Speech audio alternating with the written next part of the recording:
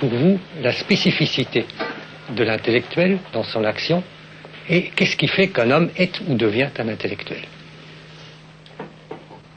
J'ai évolué sur cette question comme sur beaucoup d'autres, mais je pense qu'il y a un intellectuel classique dont j'ai fait partie et dont je fais hélas encore partie en partie. Et puis un intellectuel différent qui est apparu au mois de mai 68.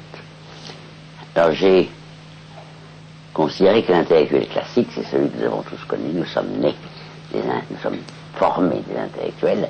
Les intellectuels classiques, c'était au départ quelqu'un qui se recrutait dans un secteur que j'appellerais celui des travailleurs spécialistes du savoir pratique. Ce sont des gens qui ont comme métier de constituer des données techniques ou pratiques de manière quelconque à partir d'un savoir scientifique. C'est donc ceux qui vont du savoir scientifique au savoir proprement du médecin ou de l'ingénieur. Et à ce moment-là, il se trouve donc sur un plan où individuellement il sert du particulier et il le sert à partir de notions universelles ou de pratiques universelles. C'est ainsi, mettons que le savant qui travaille en Amérique à la bombe atomique ou à des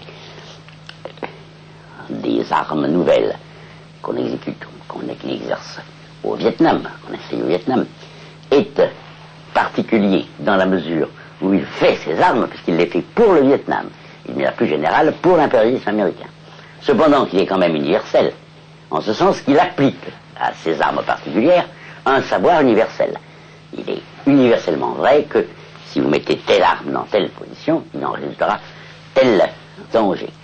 Donc, c'est cette contradiction constante du savoir universel, de l'utilisation pratique singulière ou particulière de ce savoir, qui crée chez le technicien du savoir pratique une possibilité intellectuelle.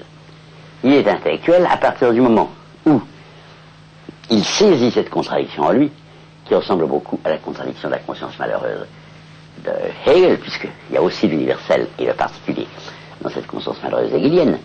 Et il se trouve là, devant une contradiction qu'il ne peut pas résoudre. Ça, c'est l'intellectuel classique. Ça veut dire qu'il ne se met pas du tout en cause lui-même. Il est constitué par une contradiction qui le fait conscience malheureuse, mais il estime que sa conscience malheureuse lui permet d'être aux côtés du prolétariat, par exemple, de lui donner des conseils, de lui découvrir des vérités. Il les découvre parce que lui-même, en tant que particulier, est gêné par cet universel qui est en lui, ou comme l'universel est gêné par le particulier. Il lui donne certaines lignes de conduite, il découvre des vérités qui sont de plus en plus universelles, pense-t-il, et il se constitue ainsi comme intellectuel. Ce qui veut dire que, dans la plupart des cas, il signe des pétitions. C'est-à-dire que, voyant la différence entre une pensée, une conduite politique universelle, et la conduite et la pensée politique particulière qu'un gouvernement bourgeois mène, il dénonce la pensée particulière, la politique particulière des bourgeois au nom de l'universel. Telle est la conception classique de l'intellectuel. Il est donc très content d'avoir une conscience malheureuse. Il est heureux d'avoir une conscience malheureuse parce que c'est elle qui lui permet de dénoncer. Et l'intellectuel se trouve donc, l'intellectuel classique, un grand dénonciateur. Bon, alors ça c'était l'intellectuel tel que je le voyais avant mai. À partir du mois de mai est arrivé quelque chose de très particulier. Le mouvement étudiant qui a commencé les événements de mai est descendu dans la rue et a contesté un certain nombre de choses. Il a contesté en particulier le cours magistral, le savoir égal pouvoir des professeurs, l'action de l'État dans la culture, le fait qu'elle était particulière, réduite à un certain nombre de gens, alors qu'elle a dû être universelle, c'est-à-dire aller à tout le monde. Et on s'est aperçu qu'à travers tout ça, ce qu'il critiquait, c'était l'intellectuel classique, entre autres. Il critiquait beaucoup d'autres choses, mais ce qui était contesté là, c'était l'intellectuel classique.